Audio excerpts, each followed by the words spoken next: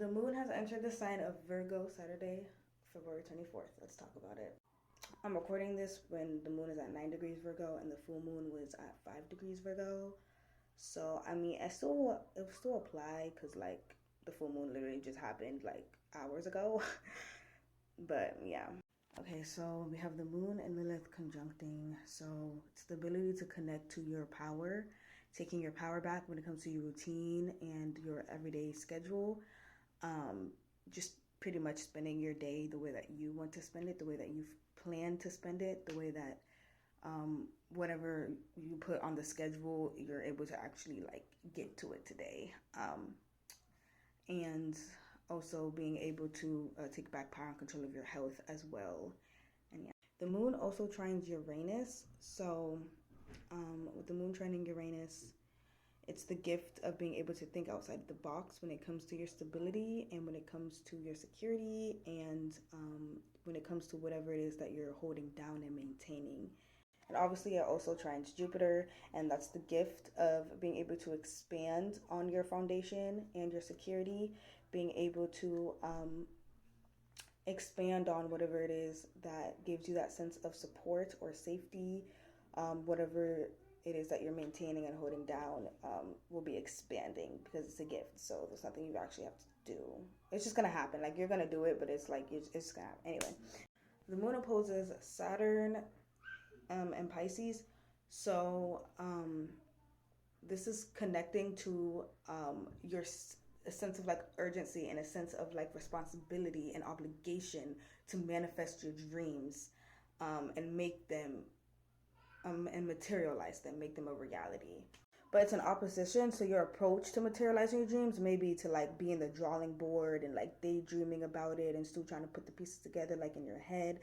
But what you need is material results. What you need is physical results. Anyways, yeah, so like what we need is to like do things like with our hands and see like tangible results or whatever.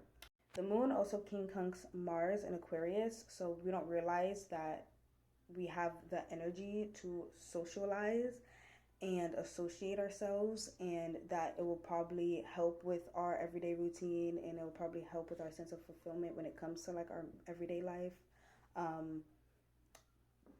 But yeah, it's a quincunx, so like we don't like a quincunx means like they don't see each other, so it's like we don't like, that's like besides the point to us, like that's like irrelevant. Like socializing and being part of groups and like making a contribution like that, like we feel like that's irrelevant to our like fulfillment and our needs right now, but it's actually not. The moon is also quincunxing Venus, so like again, like we feel like to get that fulfillment and that joy and that enjoyment, and we need to like, you know, be doing things with our hands and getting like tangible results and stuff like that.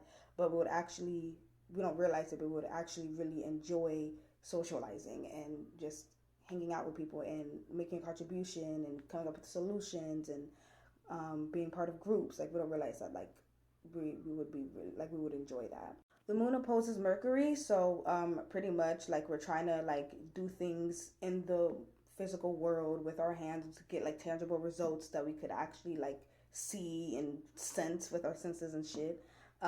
We're trying to do that, but yet we like in the back of our mind we have like so many like distant ideas and dreams and like so many like things that we want to like materialize and experience just going on in our mind. Like with Mercury being at Pisces, it's like our thoughts are images, like literally, and it's like we're just seeing all of these like visions and like of what we want to do, and then like at the same time we're trying to do it, you know, like with Mercury, with the moon and Virgo, it's like we're getting all these visions, and at the same time we're trying to like do something in the real world that correlates to one like idea or like dream, but then we're getting like a bunch of like insights. And I don't know, another way I can see it is that like just being like super distracted, like you're trying to like do things out in the world, but you're like you keep getting like lost in your mind because your mind is just like giving you all these like insights and visions and like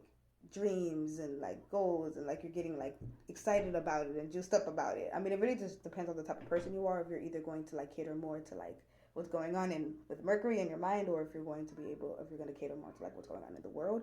But you're probably going to cater more to what's going on in the world, like to what you're trying to like what your hustle is, and whatever it is that you're trying to like do physically in the world, because it is the moon, and the moon represents our needs. So we do feel like we need that during this time.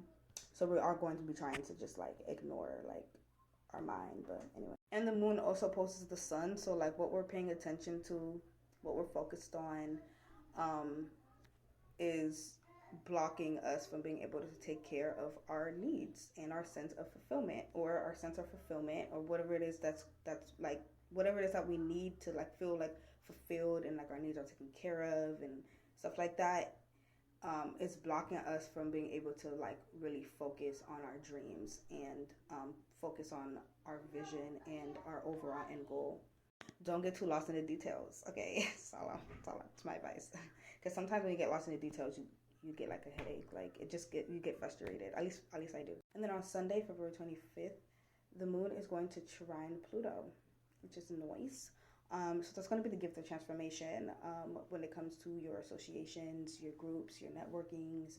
That's funny. It's like we're like irrelevant, not even paying attention to that with the moon in Virgo, and then it gets to like the cusp with Libra and it trines Pluto, and all of a sudden like the universe is just like gifting us with like a beautiful transformation of these things. Well, I'm not gonna say beautiful because it really depends on like the seed you planted, but it's gonna be transformed. Your associations, what you associate yourself with, your networking, yeah, all the Aquarius things. Also, your intellect as well, and like whatever it is that like is transforming. Yeah. Also, tomorrow on the 25th, the moon is going to oppose Neptune. So yeah, again, like what our need, what we feel like we need, is blocking us from being able to connect to the bigger picture, all possibilities, the overall end goal. Because we might feel like we need to know all the details, or we might feel like we need to see tangible results, and yeah, so like all that is like blocking us from like just letting go and trusting and going with the flow, and just trusting like all possibilities or whatever it is that you believe in. That's all, folks. Look to see what house you have Virgo in, so you could kind of get insight on like this full moon or whatever. And it happened at 5 degrees, so like your early degree Virgo house, whatever. Okay, bye.